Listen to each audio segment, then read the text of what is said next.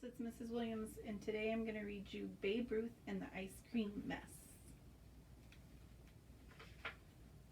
Written by Dan Gutman and illustrated by Elaine Garvin. Crash! The baseball smashed through the window, landing in a lady's kitchen sink. "Which one of you did that?" the lady yelled. "I should call the police." "Run for it," shouted 7-year-old George Ruth. The kids scattered in all directions. George ran away at top speed.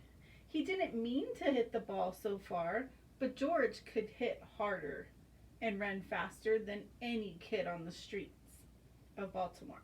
He loved playing baseball. George ran past an ice cream cart. He wished he could buy ice cream, but it cost a nickel, and he didn't have any money.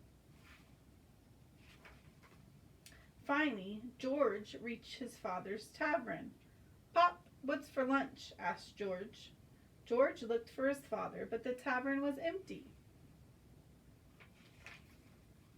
Suddenly, George spotted something on the corner.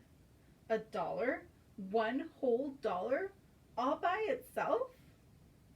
George looked at the dollar. If he left it there, it might blow away, or somebody might take it. So, George took the dollar. He found the other kids playing in the street near the ice cream cart.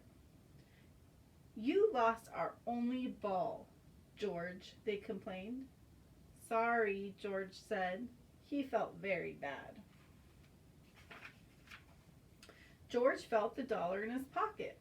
His father probably would not miss one little dollar. "You want an ice cream, Sonny?" the man asked. "No," George said.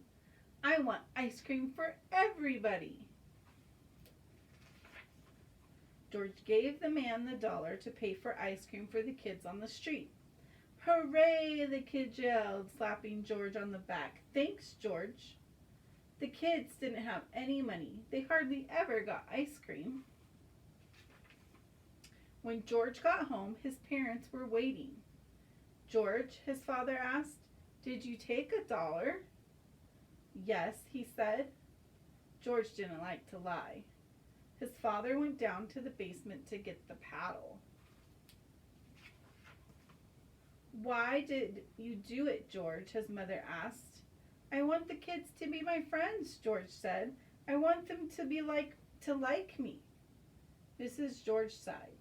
"Everybody likes you, George, but if you buy them ice cream so they will like you, you will never know if